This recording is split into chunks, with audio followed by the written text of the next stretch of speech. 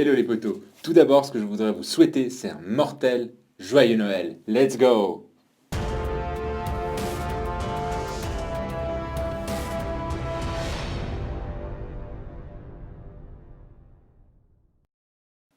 On se retrouve donc avec Black Christmas. Alors, Black Christmas, je tenais d'abord à le dire, c'est une réadaptation d'un film sorti en 1974. Une autre adaptation a eu lieu en 2006 et en 2019, c'est la troisième. Alors, la réalisatrice pour la version 2019, c'est Sofia Takal, qui est un peu une femme assez multicasquette, puisqu'elle est actrice, réalisatrice, scénariste, productrice, et elle a notamment réalisé Always Shine, ou même l'épisode 4 de la saison 1 de la série Into the Dark. Concernant les actrices, on a tout d'abord Imogen Potts, qui joue le rôle de Riley Stone. Alors elle, on l'a vu dans le film Chasseuse de géants, ou dans le film Mobile Homes. La deuxième, c'est Alice Shannon qui joue le rôle de Chris. Elle, c'est une actrice qu'on voit plutôt dans les séries. Elle était dans une série qui s'appelait Instinct, qui a été annulée suite à la saison 2, faute d'audience. Et on l'a vu aussi dans la série Two Sentence Horror Stories.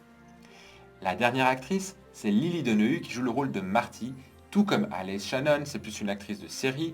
On l'a vu dans Less Than Zero, où elle est apparue dans plusieurs séries comme Jane the Virgin, où elle était dans 3-4 épisodes exactement, je sais plus, voilà, quelque chose comme ça. Pour le pitch du film, alors en fait on se retrouve aux abords des fêtes de Noël, dans un campus universitaire. Il y a dans ce campus des sororités et des fraternités, vous savez le truc vraiment américain, bêta kappa, gamma, oméga, theta, zeta, enfin bref voilà. Et il y a des meurtres qui ont lieu sur ce campus. Et justement, Riley, Stone, Chris, Marty et d'autres de la sororité dont elles font partie vont être rapidement la cible de meurtres. Et donc évidemment, ce qu'on va devoir faire, c'est s'en sortir. Voilà pour le pitch de base. On passe maintenant à la critique des actrices. Et je commencerai donc avec... en fait, ce que je vais faire... Voilà, on va faire mieux. Je vais directement vous faire le pitch des trois actrices que je vous ai présentées, que ce soit donc Imogen Potts, Alice Shannon ou même Lily Deneuve. Tout ça pour vous dire que j'ai trouvé que je ne peux pas tant les critiquer que ça sur leur performance d'actrice, tellement leur personnage est mal écrit, tellement leur personnage est traité depuis de nombreuses années dans les films de slasher. Et vraiment, je vous donne un exemple, voilà, comme ça vous allez mieux comprendre. Pour moi, typiquement, Riley Stone, qui est un petit peu le pilier du film, le pilier central, est une espèce de sous-produit de Sidney Prescott de la saga Scream. Vraiment, voilà, si je vous dépeins un petit peu les deux personnages, parce qu'ils sont assez similaires au final, Sidney Prescott et Riley Stone, c'est vraiment la bonne copine, hyper sympa, empathique, avec le cœur sur la main, attentionnée, mais, elle a un truc dans son passé qui fait que elle a eu vraiment un traumatisme dans son passé qui a un réel impact sur l'intrigue du film. Et voilà, c'est une espèce de Sidney Prescott un peu au rabais. Après, on a Chris qui est un peu la femme engagée, voilà, qui a peur de rien, dépendante. Après, on a Marty qui est en couple, qui a des petits problèmes de couple, mais ça va. Enfin, vraiment, on a tous ces espèces de panorama de personnages qu'on connaît déjà dans les années 90, dans les films de même style, comme justement les Scream, The Faculty, Urban Legend. Enfin bref, voilà. Donc, sachant que c'est des films qui marchaient très bien dans les années 90, là, en 2019, ils sont un peu à la bourre avec ce film-là. Donc voilà, personnage pas très intéressant, pas approfondi, vu et revu dans plusieurs films du même genre, rien d'intéressant dans les personnages et rien de culte, très sincèrement. Concernant les décors et les accessoires, pareil, les décors, voilà, de nouveau, j'ai eu l'impression de revoir les décors que j'avais vus dans American Pie, dans voilà, Scream, tous ces genres de films que je vous ai dit, vraiment c'était à l'époque. Je vous dis, dans les années 90, c'était vraiment la grande mode, les teenage movies, et il y avait les campus universitaires, étaient vraiment c'était très important comme lieu d'intrigue. Là, on la retrouve ça. Et moi qui suis vraiment de cette génération des années 90, j'étais ado à ce moment-là, bah, je connais, j'ai déjà vu ces décors. Donc il n'y a rien qui m'a impressionné, il n'y a rien qui était réadapté. C'est bêtement les mêmes décors qu'on avait dans les années 90. Donc rien d'intéressant. La seule chose, voilà, c'est accessoirisé. Les smartphones sont là. Voilà, on a réadapté, voilà, on a mis des smartphones alors qu'en 74, il n'y en avait pas. Mais sinon, rien d'extraordinaire. Les costumes du ou des tueurs, je ne vais pas vous spoiler, vous inquiétez pas, ils sont parfaitement banals, même s'ils sont cohérents par rapport à l'univers. Je sais pas, ça, y a rien qui, waouh quoi, rien. Donc voilà. Concernant la mise en scène, alors pareil, de nouveau, c'est très rétro, c'est très filmé à l'ancienne. tellement filmés à l'ancienne que du coup, même les meurtres comme ils sont mis en scène, on les voit arriver de loin. On sait que cette prise de vue-là va donner suite à un meurtre et qui va être filmé de telle manière. On sait déjà comment ça va être filmé. Donc on n'est absolument pas surpris. Et c'est dommage parce qu'il y a un ou deux meurtres, un particulièrement que j'ai en tête, il y avait une certaine touche artistique dans le meurtre en soi. Vraiment, je trouvais qu'il y avait quelque chose de recherché artistiquement. Il y avait une espèce de message un petit peu que le meurtre allait être perpétré à ce moment-là, et que voilà. Il y avait un petit... la mise en scène est tellement mal faite qu'au final, voilà, ça tombe à l'eau, quoi. Le meurtre, le message, le côté artistique part complètement dans les oubliettes. On s'en branle au final. Donc mise en scène très rétro, très... Voilà, il n'y a rien de réadapté. C'est resté dans son jus comme dans les années... comme la version 2006, très certainement. Ouais, j'ai trouvé, voilà, rien d'intéressant. Là, le scénario. Alors là, c'est là où ça fait très très très très mal. Et j'ai décidé dans cette vidéo de traiter un sujet que ça fait un moment que c'est en train de me courir sur sur le système, ça commence à me saouler en fait, très clairement, je le dis très clairement. C'est l'engagement apparent des réalisateurs du cinéma dans des combats politiques et sociaux. Et dans ce cas-là, c'est le féminisme. Moi, je trouve que le féminisme, il était temps enfin que les femmes se soulèvent contre leurs inégalités vis-à-vis des hommes dans beaucoup de points, comme dans le côté politique, social, professionnel. Et je trouve que c'est un mouvement qui était nécessaire. Et je trouve ça très bien. Le problème, en fait, ce qui me dérange principalement dans ce film, c'est que on voit clairement que la production, principalement, et la réalisatrice, Sofia Takal, essaye de s'emparer de ce mouvement très médiatisé actuellement pour vendre sa merde. Et ça m'énerve, en fait. Parce que dans ce film-là, ce qui peut paraître être féministe ne l'est clairement pas. Dans le sens, dans ce film, je vais vous le faire en gros, c'est clairement les filles contre les garçons. C'est vraiment ça. Ce film, c'est ça. Alors que le féminisme, c'est pas ça. C'est pas les filles contre les garçons. Le féminisme, c'est l'égalité, le combat des femmes pour l'égalité des hommes avec les femmes dans tous les aspects qu'on connaît de la vie sociale et tout ça, j'en viens d'en parler tout à l'heure.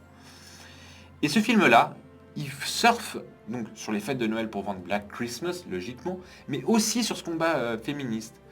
Sauf ce qu'ils ont oublié, enfin ce que Sofia Takal a oublié, et la production, c'est que ce film-là avait un fort impact en 1974. Pourquoi? Parce qu'à l'époque, dans les films d'horreur, les femmes étaient souvent présentées comme des pauvres êtres innocents qui survivaient que parce qu'elles couraient, qu'elles criaient. Et que en 1974, on avait enfin fait un film d'horreur, un slasher, où les femmes étaient fortes, étaient capables de se défendre. Et à cette époque-là, c'était absolument révolutionnaire. Il y avait très peu de films où les femmes étaient capables de faire face aux hommes et face à leurs ennemis sans courir et crier. Donc en 1974, ce film était absolument incroyable. Mais maintenant, le féminisme dans le cinéma est passé à autre chose. Entre-temps, on a eu d'autres héroïnes. On a eu Ellen Ripley, on a eu Sarah Connor, on a eu Thelma et Louise, on a eu Lara Croft pour le jeu vidéo. On a eu tellement de figures du féminisme qui ont émergé au fil des années que du coup, ce film-là paraît complètement ridicule, puisqu'il présente une image du féminisme qui n'est pas du féminisme. Et que justement, Sofia Takal et la réalisation de production, pour moi, en tout cas de mon point de vue, ils surfent uniquement sur le combat de ces femmes, et à la limite discréditent ce combat au niveau du cinéma. Je ne sais pas si vous voyez ce que je veux dire. Je trouve que voilà, c'est un film pour moi putassier et opportuniste. Et ils l'ont juste fait parce que le mouvement actuel, le mouvement féministe est très présent dans les médias. Et c'est un truc qui me saoule quand on essaie de surfer au niveau du cinéma, en disant juste voilà, on met des femmes qui sont fortes et puis hop, on a fait notre boulot de féministe et puis terminé. C'est pas ça. Voilà. Moi, je suis pour que les réalisateurs actuellement réfléchissent quand ils font un film, disent écoutez, on va faire cette héroïne ou ces héroïnes, on va monter un vrai personnage ou des vrais personnages féministes et qui n'auront pas besoin de dire on est meilleur que les hommes pour être des femmes, des vraies femmes égales aux hommes. Vous voyez ce que je veux dire? C'est pas juste mettre des femmes pour faire ah ouais, tiens, on a fait notre boulot puis c'est fini. Il n'y a même plus de réflexion. C'est juste surfer sur un combat. Voilà. Je sais pas si je me suis bien expliqué, mais bon, bref. Je me suis bien compris en tous les cas. Donc voilà. Parce qu'ensuite, le scénario en soi, si on parle vraiment du scénario, il est absolument nul. Mais nul de chez nul. Il n'y a rien. Il n'y a rien de recherché. Ça se voit. C'est du copier-coller de la version 2006, de la version de 74. Ils l'ont laissé tel quel. Le twist final est absolument dégueulasse. Déjà, si on pensait que le scénario, déjà, il est très très mauvais. Mais on arrive au twist final et on se rend compte que ça peut être encore plus mauvais que ça ne l'est déjà. Enfin bref, niveau scénaristique, ils ne se sont pas cassés le cul. Donc franchement, j'ai rien à dire. Après, les effets spéciaux numériques et les cascades. Alors, euh, déjà les effets spéciaux numériques, il n'y en a pas. C'est éventuellement des effets spéciaux mécaniques. Et encore, sachez quand même que le film n'est pas du tout gore. Il n'y a pas du gore, du sang qui pisse de partout. Donc c'est assez plus large public, on va dire. C'est un slasher assez gentillet. Ce qu'il y a par contre, c'est des cascades qui sont pas si mal réalisées que ça, mais par contre qui sont, je reviens sur ce que je disais avant, très mal mises en scène. Et tellement mal mises en scène que du coup, il n'y a pas l'adrénaline, il n'y a pas l'angoisse, il n'y a pas la peur, il n'y a pas comment dire, la surprise, il n'y a rien. C'est dommage, parce que peut-être que les cascadeurs se sont bien cassés le cul à la faire, mais au final, la mise en scène n'a pas permis comment dire, de parfaire, entre guillemets, le travail des cascadeurs, ou des acteurs. Donc voilà, il n'y a rien à dire, c'est pas terrible. On arrive à la BO. Alors la BO, pour le coup, c'est pas tant la musique qui est bien réussie. C'est justement les scènes silencieuses. Il y a 2-3 scènes silencieuses qui sont vraiment très bien faites et qui sont limite angoissantes. Je m'explique. Imaginez-vous, vous avez une des héroïnes qui s'assoit, elle s'allume une clope, on entend juste le bruit du briquet, le tabac qui se consume quand elle tire dedans, et tout à coup, bam, on a une scène qui surprend sans musique. Et je trouve ça super fort. Je trouve ça hyper bien réussi, hyper surprenant, plutôt innovateur. Et on n'a pas besoin de musique pour faire peur au final. Vous voyez ce que je veux dire? Ça, c'est déjà plus révolutionnaire. Mais attention, c'est une scène ou deux comme ça. Le reste, c'est des musiques, les violons traditionnels. Les violons se coupent dès que le meurtre apparaît, quoi. Le meurtrier apparaît. Pour vous surprendre, pour faire l'espèce de carré jab. Voilà. Sinon, c'est vraiment le seul positif que je peux tirer du film. Donc en conclusion, qu'est-ce que j'ai pensé du film? Bah, comme vous l'imaginez, je trouve que c'est un film plus putassier opportuniste. Réalisé vraiment...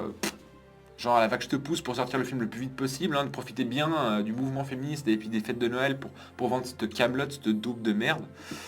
Et nous sortir un film où clairement il n'y a eu aucun investissement personnel ni financier dedans. Enfin, vraiment, n'allez pas voir ce machin. C'est un conseil.